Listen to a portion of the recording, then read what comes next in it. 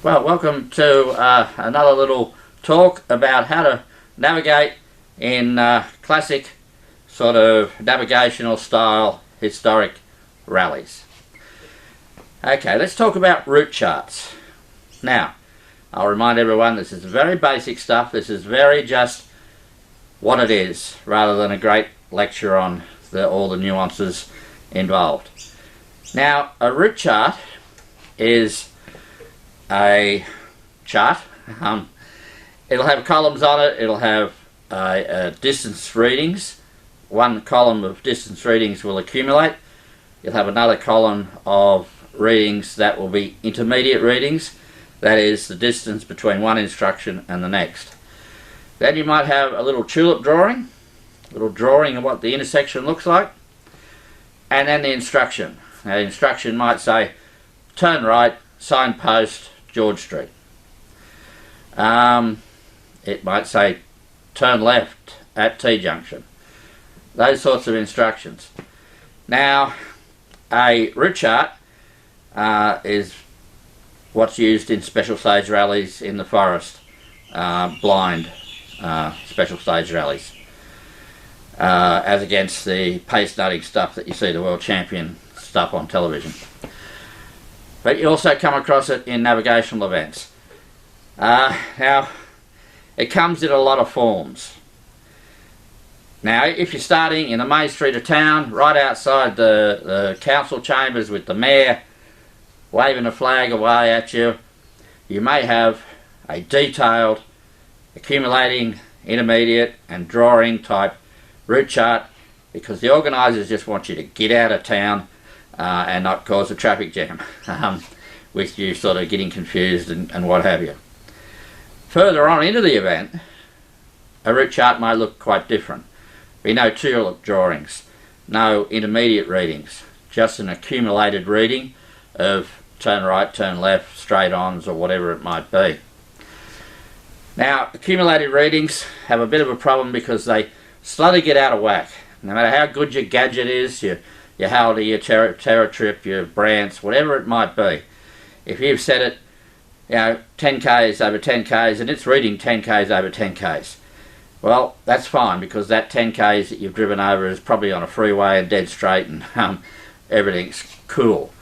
When you're in a backcountry road and you're going around corners and you're taking those corners at different lines to what the setup car did, or you're pulling over to sort of look at your map or to have a cup of coffee, or you pulled over for some reason, and that deviation and that deviation back on is all accumulating.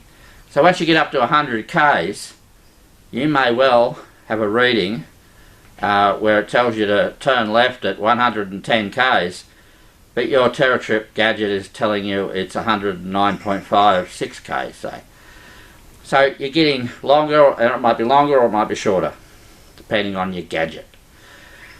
So, the trick with route charts, if they're going to go long periods like that, is for your navigator to calculate mathematically the distance between each reading. So if you have a reading of sort of turn right at 80 k's and another one at turn left at 85 k's, well, that's a 5k intermediate reading.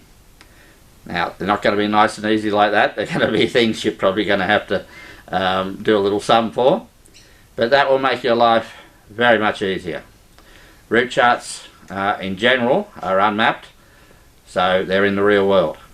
They don't necessarily tell you about every single intersection. You'll be driving along a bit of road and it'll say straight on, follow main road. And that means you might drive for 10k's with roads all over the place, but you're just staying on the main road.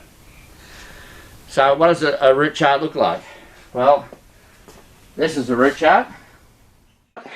A little sort of blob here. It's the direction you're coming from, the arrow is where you're going. So you're turning right. Turn right, Newport Road. And you've got a distance. That's your intermediate distance. It's 3k's from the previous one. And that's your accumulated distance of 96.2k's. Alright, next one down. Turn left at stop sign. Alright, same thing. You're coming that way. Follow the arrow. It's 4 k's from the last one, and it's 100.2 k's in your accumulated distance. It also gives you the miles if your gadget's running on miles. So as it goes down, it's the same sort of thing. Up here, turning right at a T-junction, it's only 0.1 of a k from the last instruction, so it's 100.3. Turn right on the main road, okay? And so on as the route chart goes, and you just keep reading out those things, and away you go. And as I said, later in you might not have these intermediate distances, and you're very unlikely to have little tulip drawings. So you'll just have an accumulated reading to deal with. Now this one here, 100.3, on the previous reading was 100.2. It's only 0.1 of a k down the road. So that is not going to get out of whack on you, and neither are any of these 2k's, 4k's, what have you. Your reading's running to get out of, if you're using an accumulation, this may be a bit long or a bit short. Again, don't get too preoccupied with that sort of thing. It's the only road to turn into.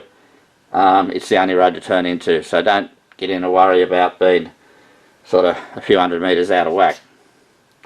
So that's what a route chart looks like. Alright, that's what a route chart is. It's probably the simplest form of navigation, and for the most part you'll probably only come across it on occasions where the organisers want you to just simply get through a part of the rally that either makes no sense or they don't want to, cause disruption.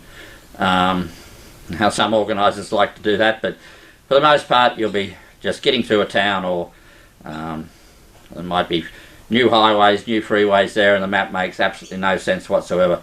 So they'll use a route chart to get you through it. So that's what a route chart is. So bye for now.